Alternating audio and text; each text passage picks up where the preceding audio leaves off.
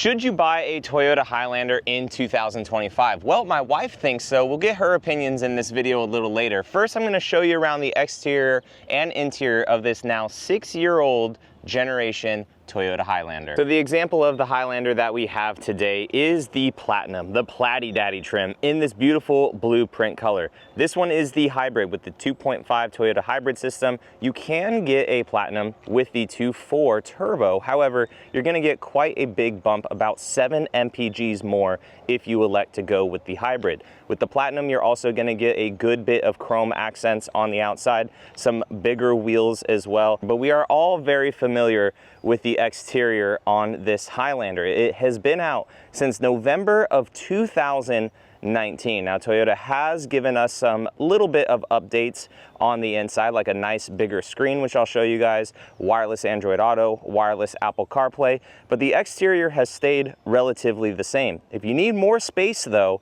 you can upgrade to a Grand Highlander, which kind of begs the question of, would someone buy one of these when the Grand Highlander is available? I am curious when Toyota will refresh this again for the next generation, or if the Grand Highlander is just so good that maybe this just gets forgotten after 20 years. But let's go ahead and go inside. Now, this color of the interior, it grew on me a lot, and it's called glazed caramel. Do you guys say caramel or caramel? Let me know in the comments. But we have soft touch materials everywhere, as we should for a $56,000 Highlander. So soft touch materials all here on the door. We also have our memory seats.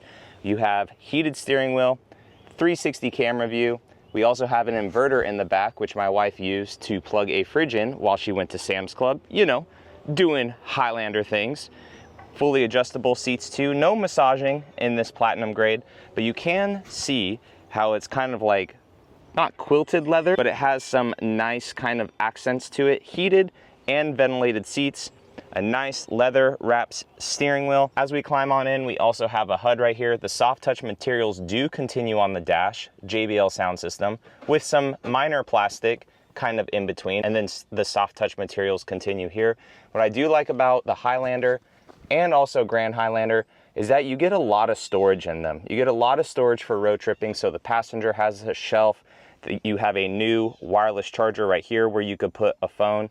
You have decent amount of space right down here and behind the shifter, your cup holders, and a very trick kind of console that opens up this way so you don't have to bother each passenger. And check this out, an actual shelf in a Toyota product. Toyota does not do this with their trucks, which is rather annoying, but they do give you a shelf right there. As we go ahead and just fire up the accessory mode, we're gonna see two 12.3-inch screens start up. We have a nice big 12.3-inch screen right here. Again, the wireless Android Auto, the wireless Apple CarPlay, and then a very customizable MID right here. So you have 3 different settings on this. So you could have like kind of a road trip setting if you want. But what I do like, and the 4Runner Tacomas, they don't have this, is you get a bit of standard information just kind of down at the bottom of each side. And then you're able to customize the left, the middle, and also the right hand side to just whatever you want. And then of course, all of our buttons right here for our heated seats, ventilated seats, the AC dials. This thing is 3-zone climate control, which is really nice. So driver, they could set their temperature, passenger, they could set their temperature, and then the kiddos in the back or dogs or whatever you have in the back, they could set their temperature too. Toyota has also updated the Highlander to have 2 USB-Cs along with an older USB-A 12-volt outlet right there.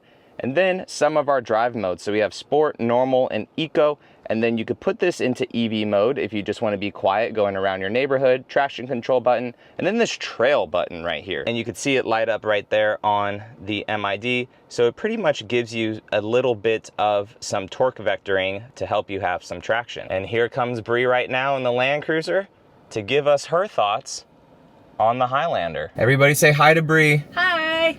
All right, so we had a Highlander, I believe Platinum, a year ago. It was in the red color, and I'm curious what your thoughts were then compared to like thoughts now. I'll have to go back and see that.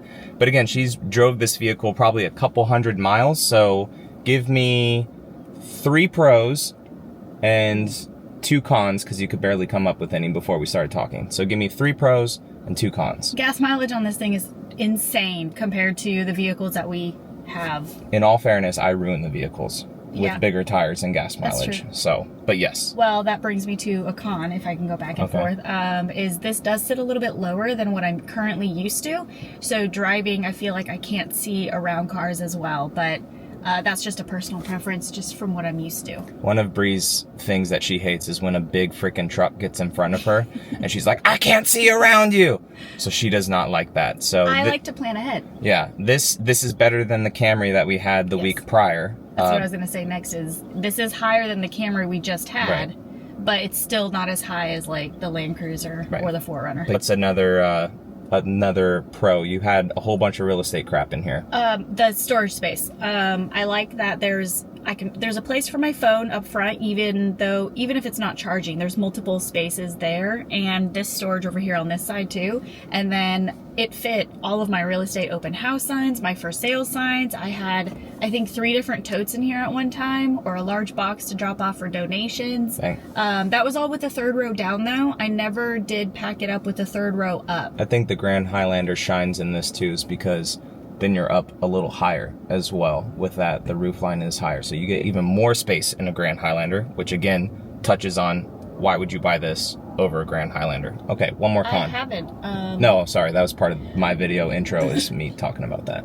Oh, well, I haven't driven a Grand Highlander either though, so like I'd be curious to see what that feels like compared to this too. So would price be a con? This is $55,000, but it's a Platinum. And that's about how much a Tacoma or a 4Runner is. That new 4Runner I just got, this interior, how this car is compared to that new 4Runner is essentially the same price. I can see it appealing to the soccer moms, you know, and people with children. I don't have children, but I feel like this would be a great mom mobile without it being as high up for kids to get in and out of as a 4Runner. So I feel like this is actually very comparable to a 4Runner. It's just a little bit of size difference.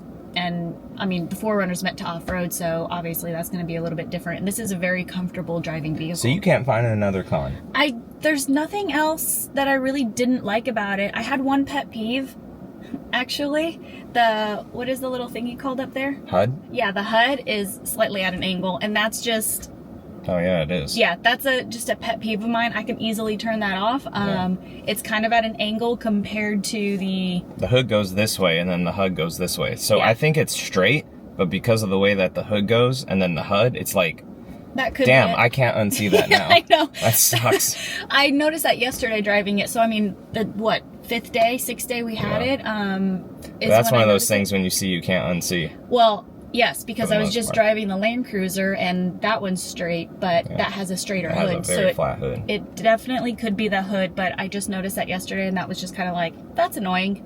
As we go into the 2nd row, of course, when you're over $50,000, it is nice with the Platinum grade to get the peasant blockers. The soft touch material also still continues on these doors. It's kind of like a rubberized plastic. It's really hard to explain. But these back seats, Bree touched on it, captain's chairs. This is really nice. She even asked me, hey John, what Toyotas have these captain's chairs? Like, can we get it in a Land Cruiser?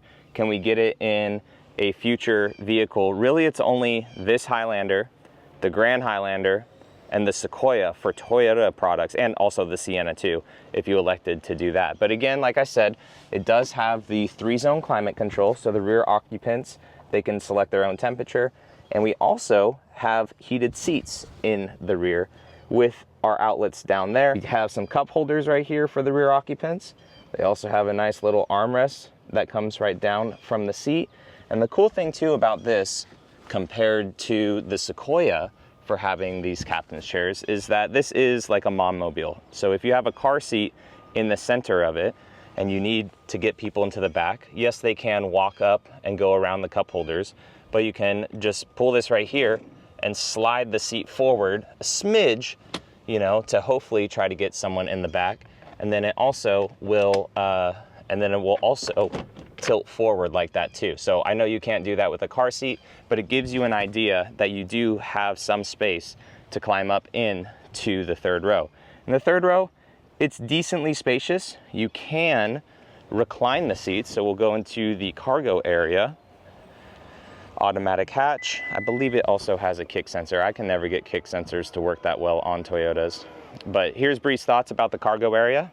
I do like with it not being as high as the other vehicles that we have is when I lift something up, it's at a great level for me. It might be too low for taller people, but for short people like me, it's a phenomenal, like I had to lift up totes and boxes and I was able to get things in and out of here really easy. What about compared to your Sequoia when you had like those shelves up and everything? Oh yeah, because those were like this high. Way higher, yeah. So this is a wonderful level for me, but it has more space too with this seat up than a Sequoia does as well. Yeah. But it's my only thing for is shorter people because it starts to get a little low right there. Yeah, because it cuts off here. So having like my open house signs, they would probably be to right here. So you wouldn't be able to get much unless you lean it up against the seat and you just have this little bit of space here, but that's okay. So yeah, you can tell that there's actually a decent amount of space back here in the cargo area. And if a rear occupant wants to recline the seats back a little bit more, they would have a decent amount of space. There's also the cup holders on each side, and we have the subwoofer back here, and then here's that inverter that I was talking about when she had our fridge when she was going to the grocery store. Now for me, I wish actually the doors opened up a little bit more. On most other crossovers, especially like family ones, they open up about 90 degrees almost. So it would be nice for this door to open up a little bit more. But guys, I'm only 5'11", pretty much sitting behind myself as a driver. I don't know if you noticed, but I bumped my head just a little bit getting in because this Highlander has a sloping roofline. So it does start to get a little bit shorter towards the back. That again is why I think a Grand Highlander may be a better option, just because it's taller as well. But I have plenty of space. I can also recline the seat too. See you later. If I want, be nice and comfortable back here. We have vents in the ceiling, which is a major win. Major win for SUVs. All SUVs need to have that. And if the rear occupants need some more space, we could slide this forward. I still have a good amount of room. And then if you need to fit somewhat of a bigger adult in the back for like a quick little drive, you could totally do so. So all in all, should you buy a Highlander in 2025? For sure. You know, this thing is solid. It's towards the tail end of its model year as well, or not as its model year, but it's towards the tail end of its life cycle, basically. I would hope, I would assume Toyota doesn't go more than 8 years with this thing.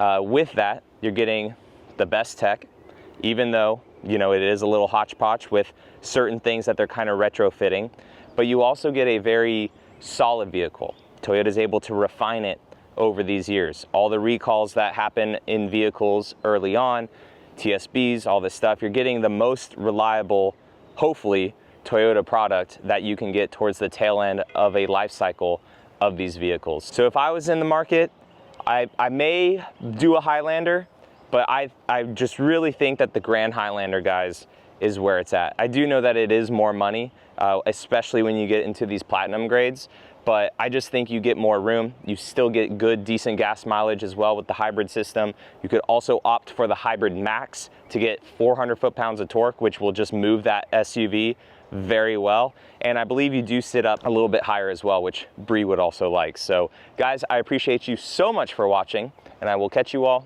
in the next one. All right, see you later.